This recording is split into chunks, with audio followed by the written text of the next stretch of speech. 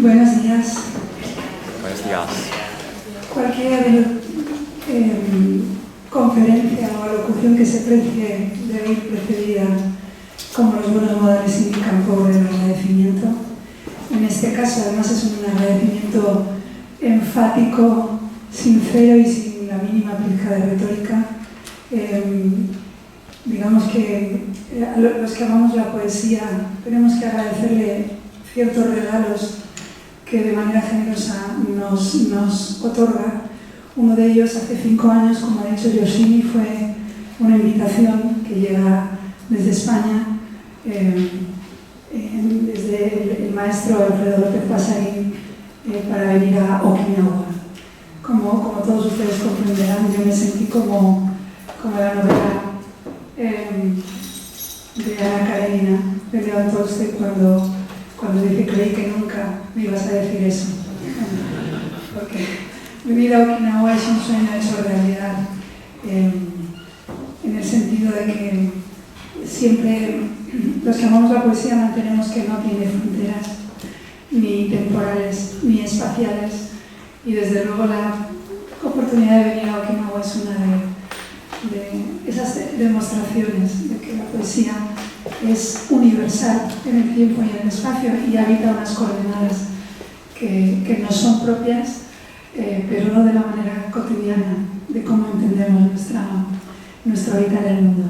Gracias, por tanto, enfáticas y arrodilladas, por utilizar una palabra que parece hoy en día demasiado empalagosa, pero que utilizaba mucho Gustavo Adolfo Bécquer y por lo tanto en decimonónico sentido yo lo utilizo. A Alfredo López Pasarín, a Juan Carlos, a Yoshimi, a Ángela, a Rika, a Carlos, a Javier, a todas las personas, a Paula, y perdón por los nombres que no digo, a todos ustedes por venir hasta aquí desde los lugares más recónditos del mundo y por tener la paciencia de tolerar que este congreso se comience con una reflexión alrededor de la poesía. Yo soy muy consciente que la poesía es una palabra que no en este contexto, evidentemente, de profesores del español, de investigadores, de expertos, de lingüistas, de poetas, pero en otros contextos yo sé que la palabra poesía puede llegar a la intimidad por las coordenadas en las que nos desenvolvemos hoy en día, ¿no? La gente poesía. ¿Y qué es lo que queremos decir cuando decimos poesía? Obviamente, en el sentido etimológico del término, poesía significa creación. Estamos hablando en griego cuando hablamos de poesía en español. Creación también es un término directamente intrigante, porque en general hablamos de ser capaces de concebir, proyectar o imaginar algo que no estaba antes de que esa creación fuera llevada a cabo.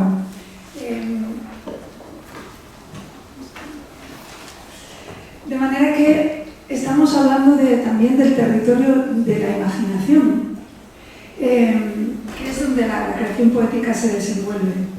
Hay un poeta irlandés que yo venero, que fue premio Nobel, William Butler Yeats, que escribió en una especie de artículo sobre teoría poética que él escribía para buscar el rostro que tenía antes de que fuera creado el mundo.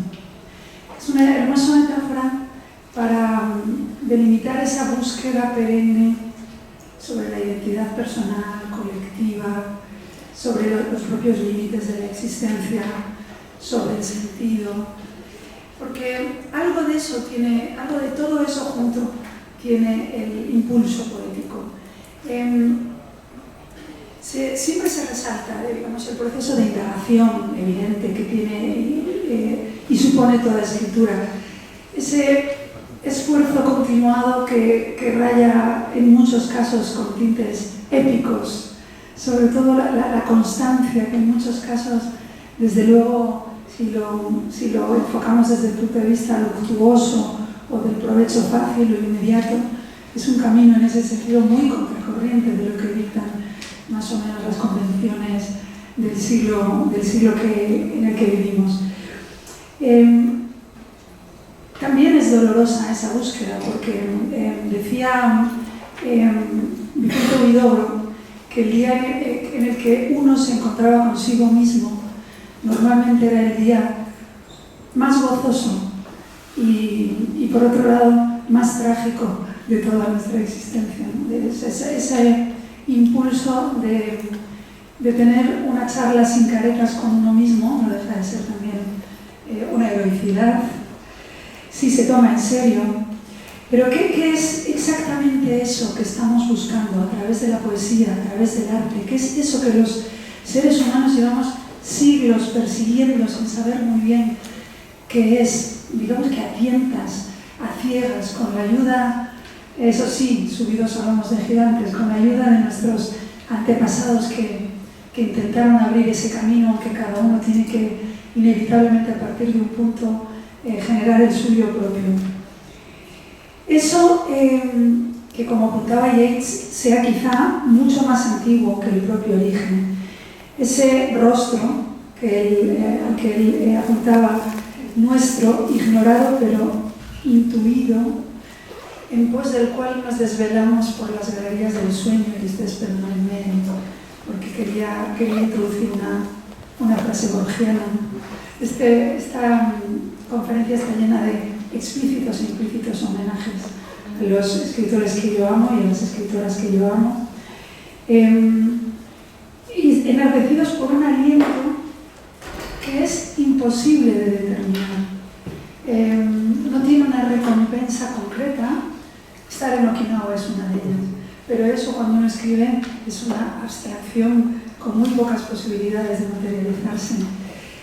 ¿Qué nos impulsa como aparentemente enajenados Quijotes o Alonsos Quijanos, que ahora últimamente digo que lo llaman mucho por su nombre de pila, me da un poco de pudor, a investir con ceguera pero con intensidad contra esos molinos, puesta firme la mano en la espada y embrazada la daga? Sin duda alguna, el rostro auténtico ese que teníamos antes de que el mundo existiera es un asunto de extremada importancia para cualquier escritor y más en concreto para cualquier poeta. Ese semblante enigmático previo a la existencia de todo lo conocido se articula como un símbolo colosal de nuestra incesante y ardorosa lucha creativa. Dicen que la vida con propósito es trágica, pero la vida sin propósito es plumbia, insoportable en su levedad, por hablar ahora en el lenguaje de Milan Kundera. Descubrir la propia identidad, y cuando hablamos de identidad obviamente no estamos hablando del carnet ni de los documentos, personal, y más allá de eso colectiva, y más allá de eso temporal, la propia identidad de nuestro tiempo que nos anima, lo que nos diferencia de lo que hizo la generación anterior y generará un testigo que cederemos a la generación posterior, forma parte consustancial del proceso de escritura, que no deja de ser una búsqueda, o por hablar en términos épicos, una gesta.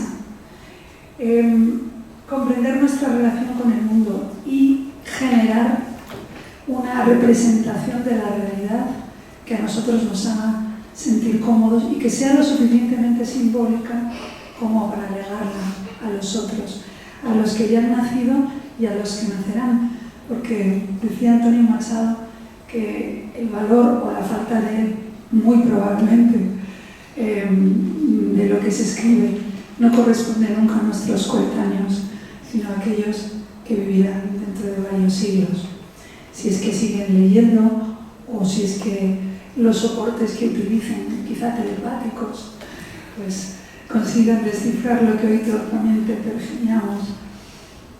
¿Quién soy?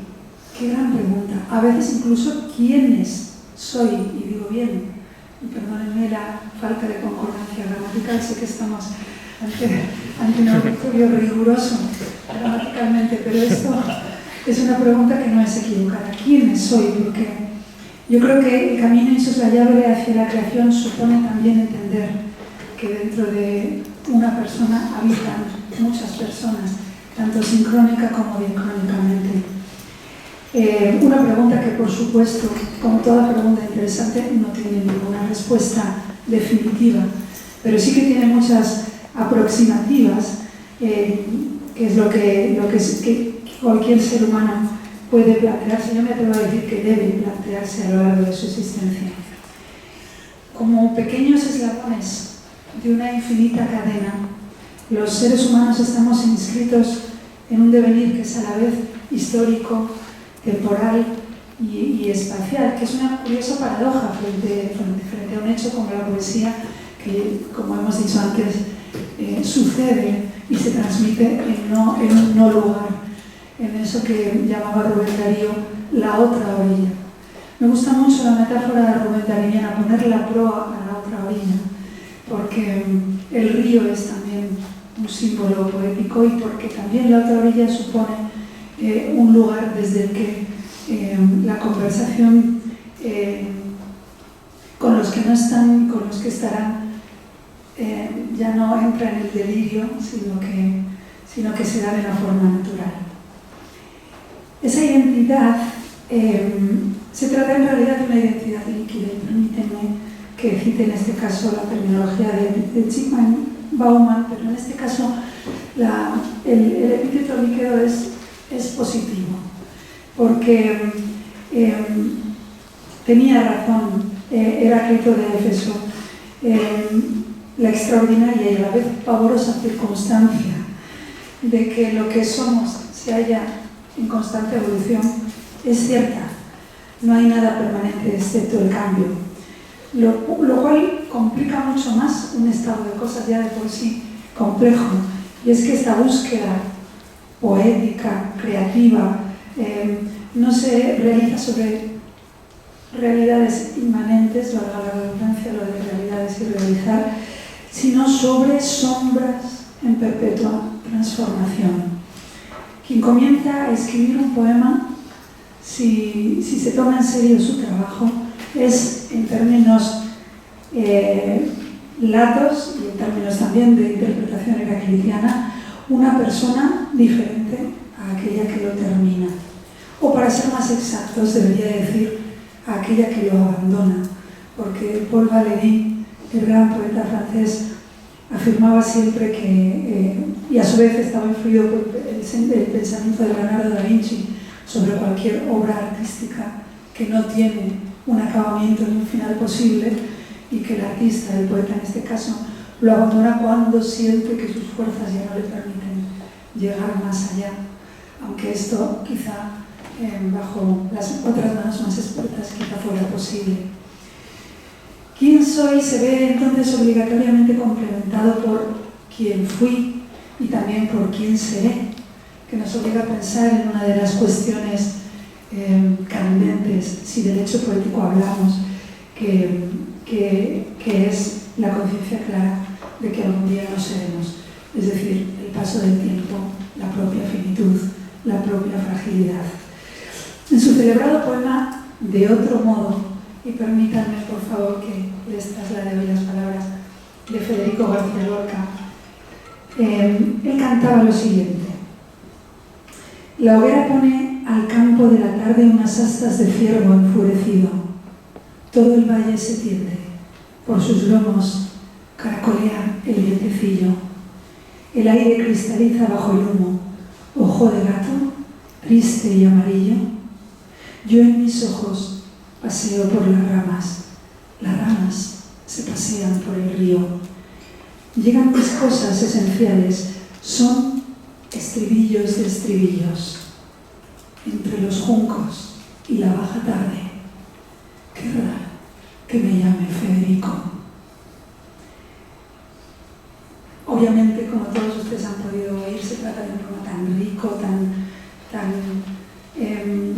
repleto de capas y multiplicidad de significados que es casi imposible de analizar, pero con respecto a la creación poética y a la escritura, creo que podemos proceder por partes. En primera instancia, me gustaría dirigir su atención hacia ese inolvidable entre los juncos y la baja tarde. Qué raro que me llame Federico.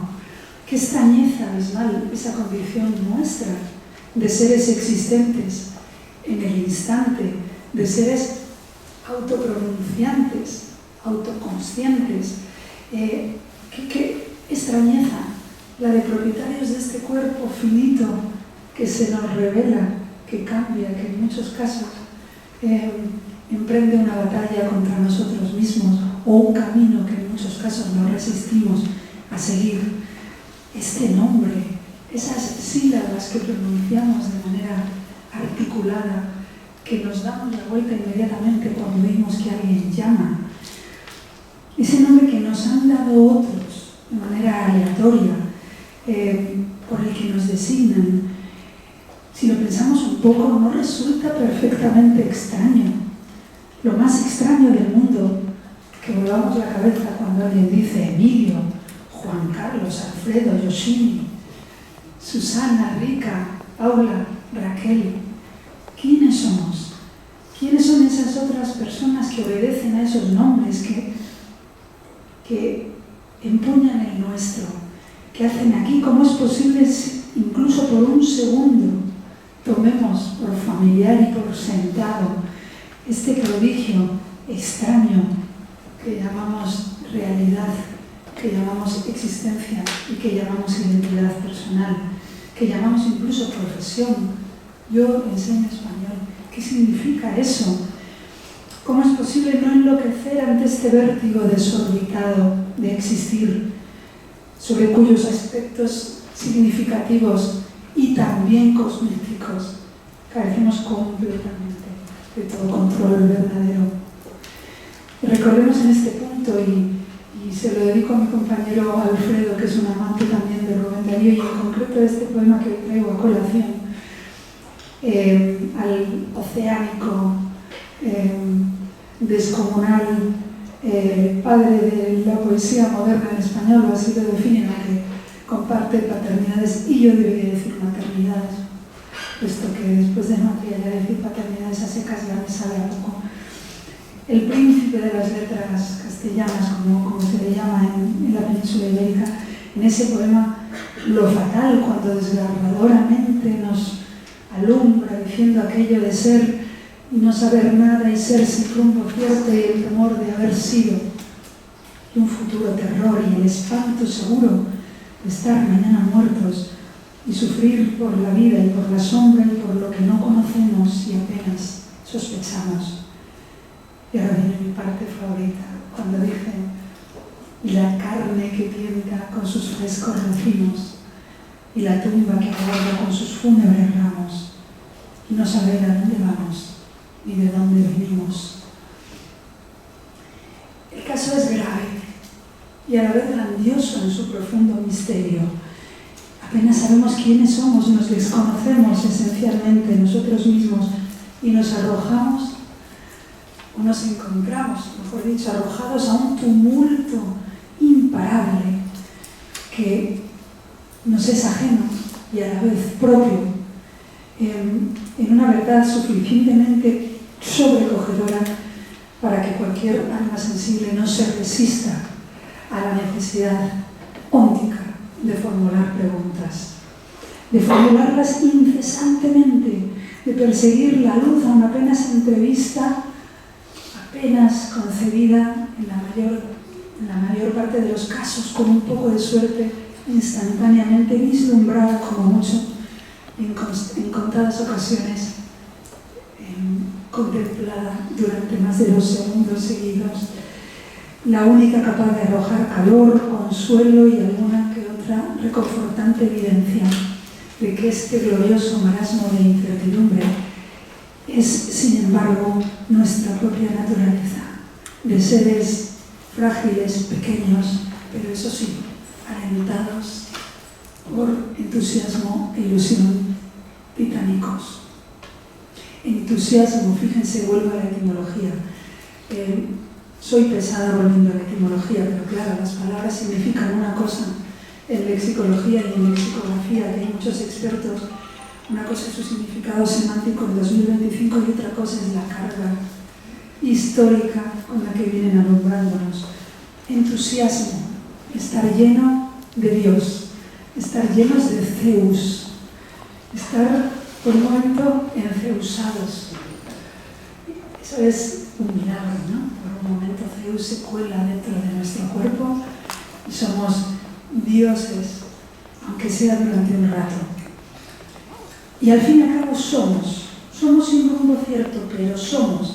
Y eso resulta una gozosa e incuestionable realidad, con lo cual la poesía tiene absolutamente todo que ver. Decía Antonio Machado aquello de no temáis a la muerte porque donde la muerte está, o donde la muerte es, nosotros inevitablemente no somos, y donde nosotros somos, la muerte inevitablemente no es.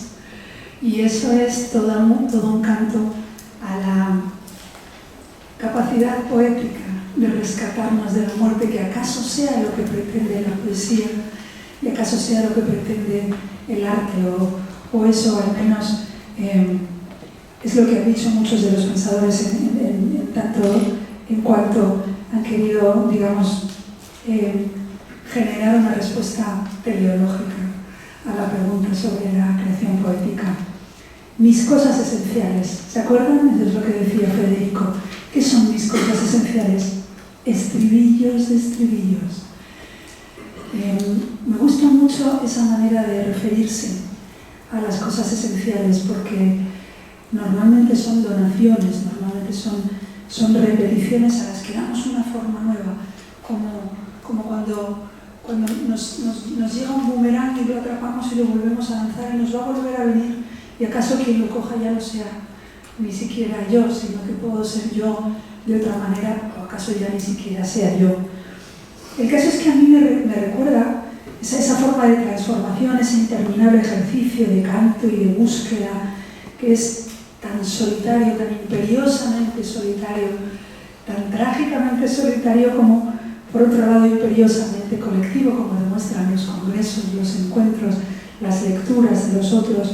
Las palabras que conforman los versos y las canciones ruedan sin parar de mano en mano, como la falsa moneda de la copla. Se van desgastando, se van reforzando con el tránsito de cuerpos, de alientos que las hacen suyas, que las legan, que las cambian. Son herencia, pero también son encomienda. En el sentido literal de la palabra, no pertenecen a nadie porque pertenecen a todos, constituyen uno de los grandes logros comunitarios, el más misterioso, la suma de voluntades más imponente, quizá más democrática, si me permiten el término que imaginar podemos. Acuérdense de don Antonio, que lo acabo de citar, Machado, en aquel poema que todos llevamos en la memoria, Retrato de 1908, cuando dice aquello, lo digo por los estribillos de estribillos, aquello sobre esta conversación milenaria e inagotable. Desdeño las romanzas de los tenores huecos y el coro de los grillos que cantan a la luna. A distinguir me paro las voces de los ecos y escucho solamente entre las voces una. ¿Acaso el proceso creativo tenga que ver con distinguir cuál es nuestro estribillo entre esa nube de estribillos que conforman las palabras legadas, entre esos ecos que tenemos que aprender a distinguir de las voces para elegir una, la nuestra, la que seguramente podrá reconciliarnos y podrá a lo mejor proyectarnos en ese espacio común en el que nos comunicamos con los demás. Curiosamente, cuando Federico García Lorca llama duende en aquella extraordinaria conferencia llamada Juego y teoría del duende, publicada después en posteriores ocasiones, la habrán visto ustedes como teoría y juego del duende, que se conoció por primera vez el 20 de octubre de 1933, ojalá hubiera sido pronunciada en octubre del 36, ojalá Federico hubiera podido seguir hablando, pero fue en octubre del 33, en la Sociedad de Amigos del Arte de Buenos Aires, y que en su aparente sencillez constituye seguramente una de las reflexiones más profundas sobre el origen de la emoción estética y desde luego de la naturaleza de la creación artística y en concreto de la creación poética que jamás se haya pronunciado. La palabra duende se transforma en una categoría de raíz estética contrapuesta a esas taxonomías más superficiales, pero también atractivas y vistosas como pueden ser la musa y el acri, y constituye una declaración sobre la universalidad del hecho poético. Pone de manifiesto también ese duende que no existe ninguna distinción real entre eso que llamamos arte culto y arte popular. Es la génesis de la emoción del arte, donde no hay distingos, donde no hay títulos, donde solo hay hombres y mujeres delante de, cito a Federico, ese poder misterioso que todos sienten y que ningún filósofo alcanza a explicar del todo. Hay mapas para llegar al duende, hay recetas, hay atajos, hay teorías aclaratorias sobre su morada, manuales de instrucciones. Evidentemente no. Ni lo sabía, ni lo supo, ni lo sabrá. Yo sé que nos venden a veces una aprenda japonés en 3 semanas, cómo escribir poesía en 2 meses. Es atractivo, seguramente es útil, no condeno yo quién soy, ningún tipo de acercamiento legítimo a la poesía, pero debiéramos siempre acudir con inocencia, pero no con naivete. El duende, como la vida, no depende de la intención humana de capturarlo. Depende de razones profundas que obedecen a asuntos y a coordenadas que están muy por encima. Y lo digo ahora en palabras cabales de Claudio Rodríguez, como él comienza su asombroso don de la debilidad, donde un muchacho de apenas 19 años intuye la esencia del don y de la búsqueda eterna para pasmo de los críticos de la época y de los lectores, y dice algo así como, no, algo así no, dice literalmente, perdón porque voy a citar, y sin embargo esto es un don, mi boca espera y mi alma espera y tú me esperas, ebria persecución, claridad sola, mortal como el abrazo de las hoces, pero abrazo hasta el fin, que nunca afloja. Nunca se detiene esta búsqueda. Posiblemente no tenga principio. Nosotros desconocemos quién fue el primer poeta, la primera poeta. Por ahora, según los vestigios escritos con los que contamos, la primera poeta fue una mujer, ¿no? Que ella es muy famosa en Duana, 5.400 años, en su canto a las esencias de Inanna, que también es una diosa, y ella es una sacerdotisa, que todo esto parece hablar del futuro en un momento en el que nuestra cultura no tiene diosas ni sacerdotisas, pero las tenía. Pero tampoco sabemos quién la precede, no sabemos quiénes fueron los primeros poetas, es imposible saberlo. Intuimos que la poesía es una manifestación originaria en todas las culturas del mundo. Intuimos que va de la mano del canto, intuimos que va de la mano de la danza, intuimos que es posiblemente para nuestros antepasados algo muy sustancioso, casi sacralizado, chamánico, de orden colectivo, grupal, pero en efecto no sabemos cómo generación tras generación la humanidad engendra nuevos poetas de una manera ciega, ineludible, apremiante. Yo ya voy conociendo poetas de las generaciones que me siguen y siempre están, siempre aparecen en el lugar más insospechado, de manera además, en este caso, contracorriente, de manera impredecible. Además, algo que yo celebro es que la poesía no es como el ejército, no hay una jerarquía prefijada. Y hay muchachos y muchachas con 16 años escribiendo cosas portentosas y hay importantes catedráticos que apenas pergeñan 2 versos seguidos. La poesía es soberana, entra cuando quiere, se va cuando quiere, se escribe cuando ella quiere, no obedece a galardones, no obedece al valor de lo previamente escrito.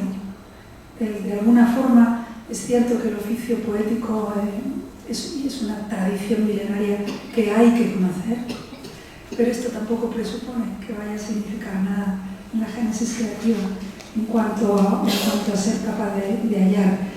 Quizás sea mortal como el abrazo de las hoces, pero es un abrazo intenso, es abrazador, es delirante, es feroz, es necesario y es codiciado.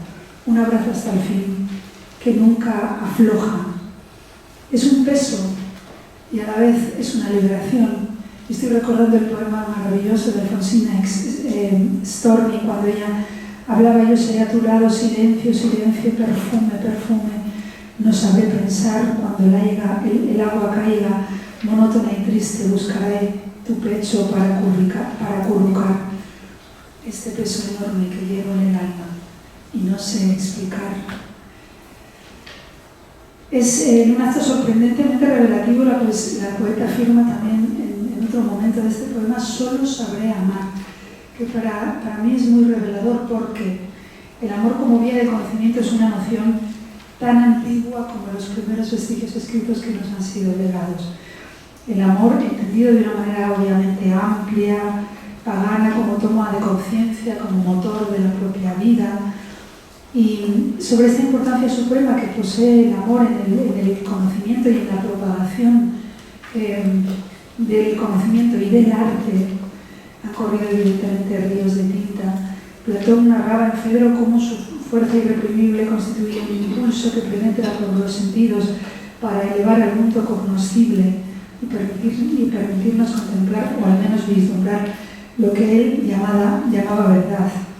Otros poetas más recientes, pues, como por ejemplo Joseph Brodsky, decían que el amor y la poesía operan en la misma dirección, pero en sentido contrario. Según él, la poesía parte de lo finito para elevarnos hacia lo infinito, mientras que el amor forma parte de lo finito para retrotraernos a lo finito. El esperanzado impulso de escribir poemas parte siempre de un hondo amor por la poesía. Esto es evidente. La poesía se ama de un modo innegociable. Yo creo que como se ama la propia vida, para desembocar en un recorrido de intensidad tanto intelectiva como emocional, como irracional, como musical, como rítmica, en un preciso viaje que muchas veces es solo de ida, pero frecuentemente es de ida y vuelta, entre la finitud que nos define y la infinitud que nos alienta. ¿Y cuáles son los temas de la poesía? ¿De qué hablan los poetas? ¿Cómo florecen? En palabras de Juan de Mairena, decía algo así que yo tomo como uno de los grandes consejos: si vais para poetas, cuidad vuestro folclore, porque la verdadera poesía la hace la inteligencia popular. Entendámonos, la hace alguien que no sabemos quién es, o que en último término podemos ignorar quién es, sin el menor detrimento de la poesía. La hacemos todos y la firman algunos, pero la firma es lo de menos. En estos tiempos de luchas por los derechos de autor, que obviamente como ciudadana de mi tiempo defiendo, entiendo y participo, sin embargo en poesía a este nivel que estamos hablando, el autor y la autora es lo de menos. Esto lo dijo muy bien el hermano de Antonio, Manuel, que dio una copla maravillosa, que la recuerdan seguramente ustedes, ¿no? Hasta que el pueblo las canta, las coplas no son, y cuando las canta el pueblo ya nadie sabe el autor. Procura tú que tus versos vayan al pueblo a parar, que lo que pierden de nombre lo ganan de eternidad. Y Damaso Alonso afirmaba que el mayor propósito y digamos el mayor éxito de un poeta o de una poeta sería insertar en el imaginario colectivo acaso 2 palabras de un verso que la gente repitiera sin acordarse de quién las escribió. Quien logre eso ya ha justificado una vida entera dedicada a la poesía. Es probable que tengan razón, estoy acortando porque veo que el tiempo se me echa encima y el tiempo en la poesía no existe, pero en Okinawa y en la Universidad de Ryukyu sí.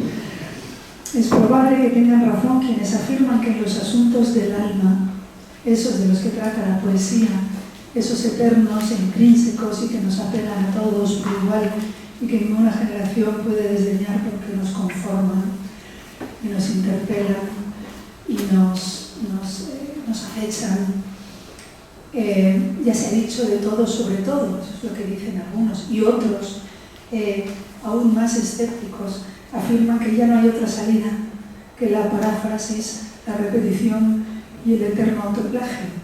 Sin embargo, yo no me encuentro entre quienes comparten esta segunda afirmación. Yo tengo una fe inquebrantable en la poesía, en su eterna renovación, la sensación firme de que todo lo cantado puede, en la pluma adecuada, que siempre nacerá, que siempre está naciendo, volver a cantarse con distinto acento, que glose otro espacio, con otro estado de cosas, con otro tiempo. La sabiduría que el pasado nos lega es infinita, la belleza también, pero el presente existe. Es heredero de la misma belleza, es heredero de la misma profundidad y por ende del futuro, lo cual significa que el lenguaje poético nos sigue ofreciendo siempre todas las posibilidades intactas y vírgenes para explorar de nuevo con la fe de los conquistadores, para quienes tengan la maestría y el acierto de abrir caminos nuevos, capaces de ensanchar el espacio de percepción compartida. Nunca se termina la poesía, como nunca llega el fin de la historia, que se proclamó de forma un tanto arrogante hace unos cuantos años, pero obviamente la historia no va a acabar con nosotros y nada ha empezado con nosotros, lo cual no es un motivo de flagelo, sino de alegría por pertenecer a esa cadena infinita que somos la humanidad. Y por lo tanto, aquello de José Agustín Goytisolo en Palabras para Julia, de no puedo más y aquí me quedo, no apela a la creación poética, porque siempre llegarán otros, siempre sienten otros y siempre habrá otros capaces de recoger el testigo de la palabra en su máximo temblor y de tratar de arrojarla hacia adelante, un poco más lejos, un poco más ahora, un poco más siempre. Le asistía, en mi opinión, la razón a Gustavo Adolfo Bécquer cuando escribía esa repetidísima rima cuarta que a fuerza de ser repetida nos parece que la hemos escrito nosotros, y a lo mejor la hemos escrito un poco nosotros a fuerza de entenderla. Mientras haya unos ojos que reflejen los ojos que los miran, mientras responda el labio suspirando al labio que suspira, mientras sentirse puedan en un beso dos almas confundidas, mientras exista una mujer hermosa, mientras exista un hombre hermoso, Gustavo Adolfo, permíteme que añada, habrá poesía. Soy consciente de que la esperanza no es el estado anímico más de moda en nuestro tiempo, escéptico y en muchos casos cínico, es decir, antipoético, pero no existe la felicidad sin candor ilustrado, que no es ignorancia, sino sabiduría. Por mucho que queramos creer que las corazas defensivas revestidas de escudos sobre el alma tengan alguna oportunidad de defendernos de nada. De la misma manera que no existe la poesía sin fe en sí misma, sin fe en el otro y sin fe en las mil infinitas posibilidades. Me gustaría terminar con dos poemas para legarles la palabra. Uno es un poema titulado Oda a la creencia. Obviamente la palabra creencia está revestida de muchos tintes y de muchas evocaciones y connotaciones religiosas. Yo aquí abogo por un desvestimiento de la palabra creencia, por un rebautismo, porque yo creo que para hablar de poesía, como para hablar de amor, como para hablar de libertad, hay que creer.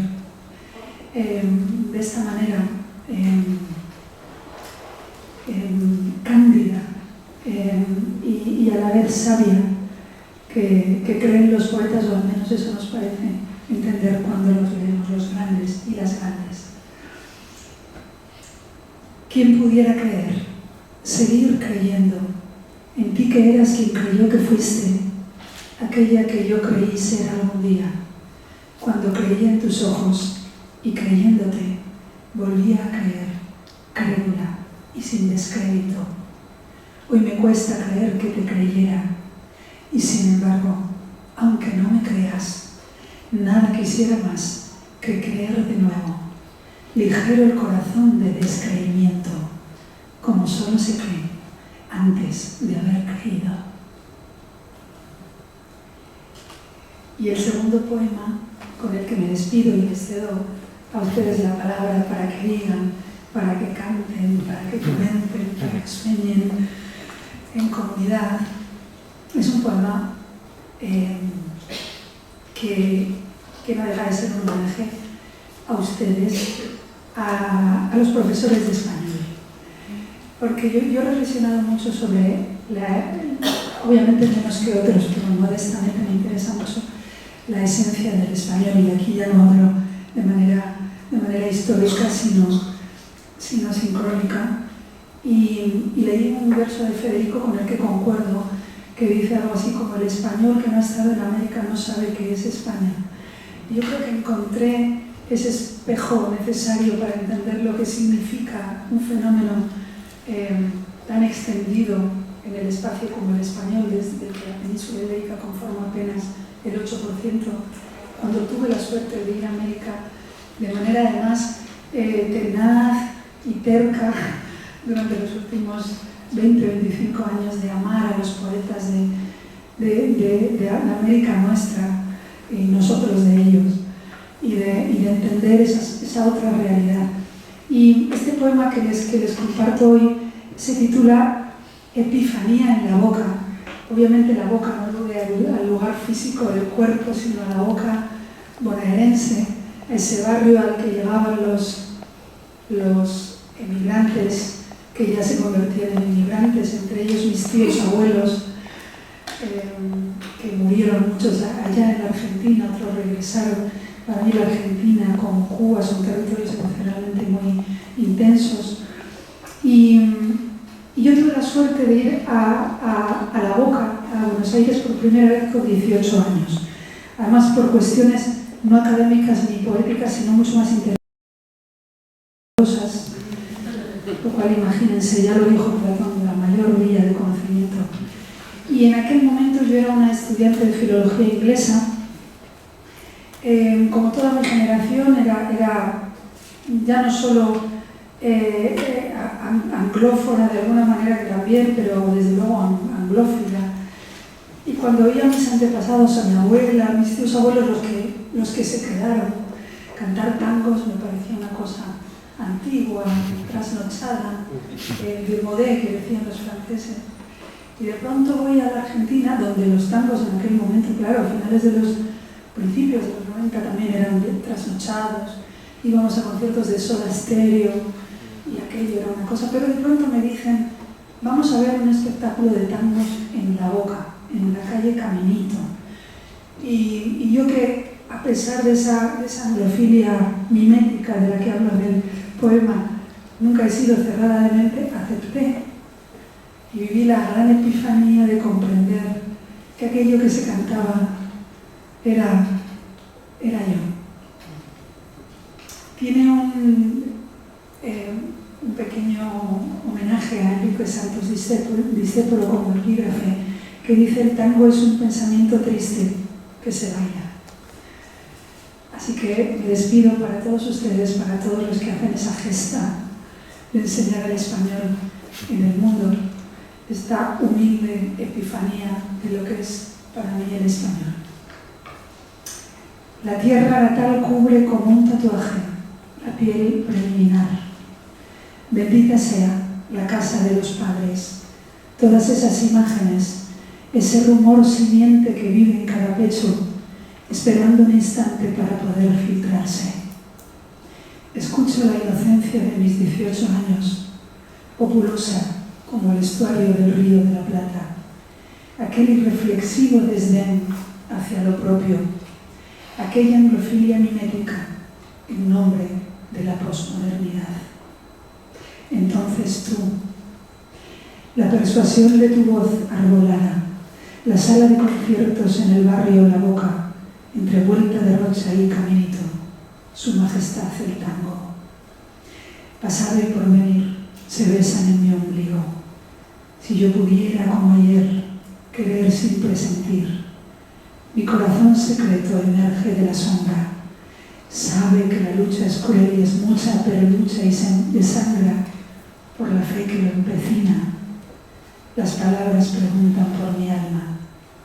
El viajero que huye, tarde o temprano detiene su andar.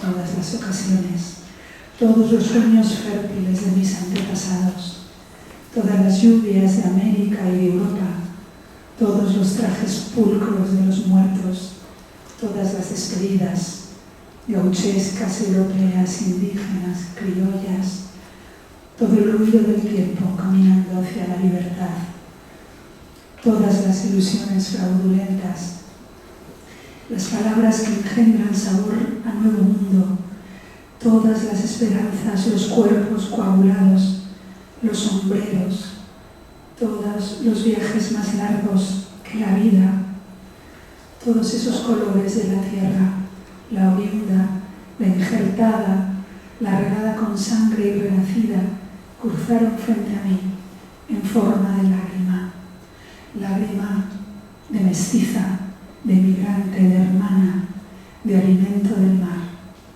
El sol puede salir también de noche. Yo no he vuelto a olvidar quién soy, de dónde vengo.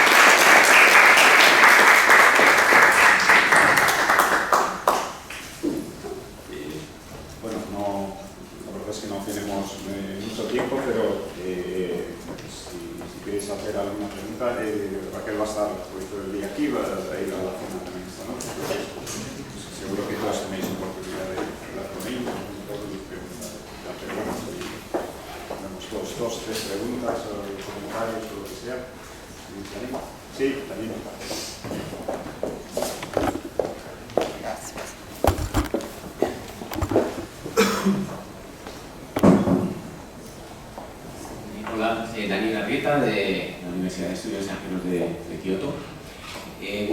Raquel, muchas gracias por tu conferencia. Creo que tu conferencia ha sido como la poesía, que es como una obra literaria abierta que tiene muchas significaciones y también permite muchas interpretaciones. Yo creo que nos has hecho a cada uno interpretar estas cosas que nos has contado sobre la identidad, sobre la búsqueda de la palabra y demás. Cada uno la hemos interpretado de una manera diferente. Yo he anotado un montón de cosas, sin ánimo de plagiarte, pero lo que más me ha llamado la atención ha sido siempre habrá otros para lanzar la palabra hacia adelante. Entonces mi mente ha divagado hacia la inteligencia artificial. Y la inteligencia artificial se está desarrollando tanto, que está emulando muchos procesos cognitivos del ser humano. Entonces, mi pregunta para ti es, ¿tú crees que la inteligencia artificial va a lanzar la palabra hacia adelante o la va a lanzar hacia atrás? Muchas gracias, Daniel, porque hablar de inteligencia artificial es obligatorio, ¿no? Hoy en día en la mayoría de los procesos creativos, ¿no? Esa es la gran pregunta, ¿qué va a hacer la inteligencia artificial? Hay personas que dicen que su avance va a ser tan exponencial que en pocos años no podemos ni imaginar hacia dónde vamos. Hay quien dice que más que inteligencia es una base de datos que sería una especie de violación masiva de los derechos de autor porque toma cuestiones que han sido previamente formuladas, ¿no? Y hace asociaciones de ideas libres. Mi carácter es proclive a los avances en general. Yo sé el peligro que tienen, pero yo sé que hay, digamos que en cuanto a los avances se refiere, siempre hay con grandes hibridajes dos tipos de posturas humanas que se vienen refiriendo a lo largo de la historia, ¿no? Los inmovilistas y los que pretenden avanzar.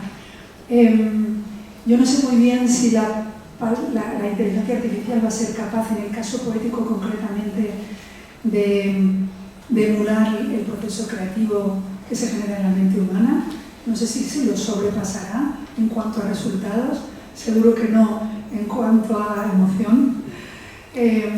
Puede ser, no me atrevo a decir lo contrario, pero esto, lo que sí puedo decir, y esto es una conclusión optimista, creo que a los poetas, que ya llevamos bastante tiempo siendo pues casi un adorno como un jarrón chino que nadie sabe muy bien para qué sirve, no estamos en el centro de nada en lo que se refiere a lo social, a pesar de ese prestigio que goza también el abuelo o el jarrón chino.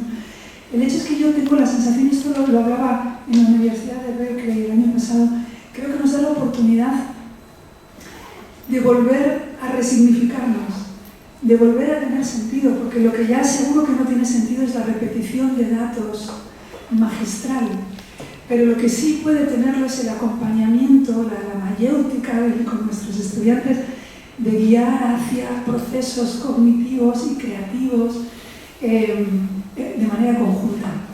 Y una de las grandes preguntas es, ¿qué va a ser lo humano? Ante la inteligencia artificial, la palabra artificial, todos los adjetivos significan en tanto que comparación con otro adjetivo, digamos, feo, bonito, calor, caliente, frío, artificial, humano.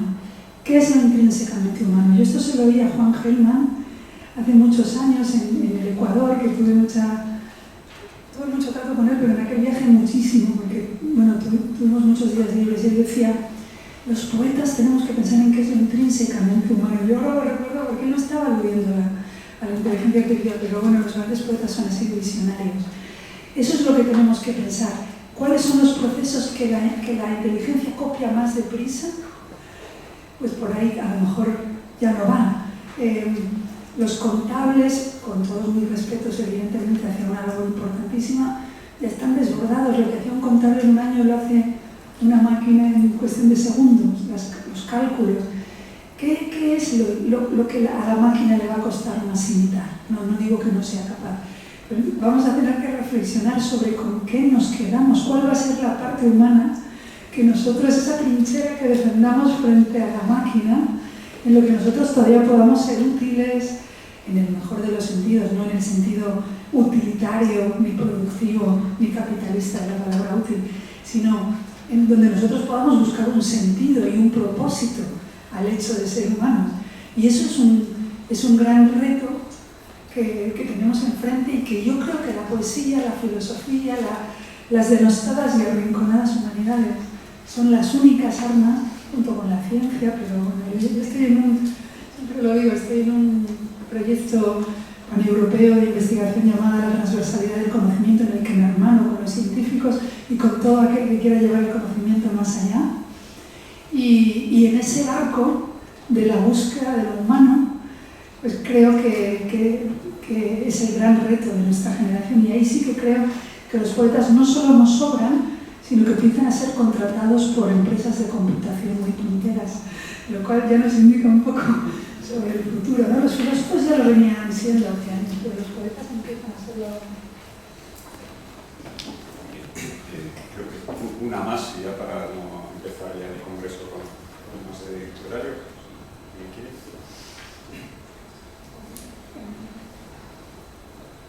Sí, perdón. Muchas gracias. Una pregunta rápida y no sé si sencilla. Has comentado al principio que tenías interés hace tiempo en venir a Okinawa y me gustaría saber de dónde emerge o qué evocaba Okinawa cuando decidiste que tenías interés en ella. Pues Bueno, hay, digamos, dos claves biográficas y que necesito poner encima de la mesa para contestarte. Te agradezco mucho la pregunta, además tan generosa, ¿no? Por un lado, mi madre, que ahora está jubilada, pero era profesora de historia, siempre hablaba mucho de la batalla de Okinawa como una de las batallas clave que se libran aquí y que definen mucho el momento histórico que habitamos. De hecho, ahora mismo están pasando muchas cosas que nos remiten al 45 y si seguimos ahí, ¿no? Los procesos históricos. Y Okinawa es un nombre propio muy importante para definir nuestro presente y por qué suceden las cosas que suceden. Y luego ya, digamos, desde un punto de vista mucho más personal, cuando yo conocí a Alfredo en un cónclave poético en el País Vasco, en el que participaron, además de Alfredo, y muy buenos amigos, críticos literarios, Juan José Lanz, estaba Fernández de la Sota, había mucha gente, ¿no? Que yo recuerdo, estaba Juaristi, y nos conocimos allí. Bueno, pues lo que se hace en estos encuentros, que en realidad sirven también para trasvasar opiniones, para conocer, para aprender, sobre todo, para que todos aprendamos. Y entonces, Alfredo, como es él, que es un sabio de los que no presumen, lo cual es un oxímoron, porque los verdaderos sabios no presumen, deslizó la palabra Okinawa y la posibilidad de venir, que a mí me pareció, bueno, pues algo que iluminó el día. Y de pronto pues hizo realidad esa invitación, que yo desde luego acepté encantada, pero luego vino la pandemia y está muy claro esto hablamos de finales de 2019, ¿no? Y la pandemia lo vino a desbaratar todo y nos sucedió. Pero yo había estado en Japón previamente, estuve en un viaje que fue muy importante para mí, que fue un viaje iniciático en un momento de búsqueda personal. Y entonces yo le escribí un poema que está en El Sol y las otras estrellas a un amigo que conocí aquí y que murió justo antes de la pandemia, en el que, pensando que iba a venir en 2020, le prometía que iba a volver a Japón en primavera. Llegó la pandemia, no vine, después hubo un par de invitaciones más, yo agradezco mucho la generosidad, que tampoco pude atender porque tenía un hijo pequeño. El caso es que cuando publiqué El Sol y las otras estrellas, hace justamente 12 meses, está publicado ese poema, que es el número de teléfono de mi amigo, al que conocí en Japón, que vivía en Madrid, pero había trabajado durante muchos años en Manila, porque trabajaba en ¿cómo se llama? La fábrica de tabaco. Y entonces había vivido muchos años en Filipinas. Y yo, ese poema, pensé que quizá ya no tendría sentido publicarlo, porque era un poema escrito en un momento dado, pero pensé que se lo debía. Entonces, cuando lo publiqué, pensé que esa promesa de te gustará saber que volveré a Japón en primavera tenía que ser llevada a cabo. Y no sabía cómo. Y entonces los dioses y el destino, que es muy generoso y misericordioso, aunque también es duro, nos pone muchas veces a prueba, pues operó a través de Alfredo, a través de Juan Carlos, a través de Yoshimi, a través de Rika, y ellos fueron los artífices y los demiurgos de ese destino para que yo pudiera cumplir esa promesa escrita. Y que desde hoy, mi amigo, si nos está viendo desde alguna parte, estará muy orgulloso de saber que quise cumplir.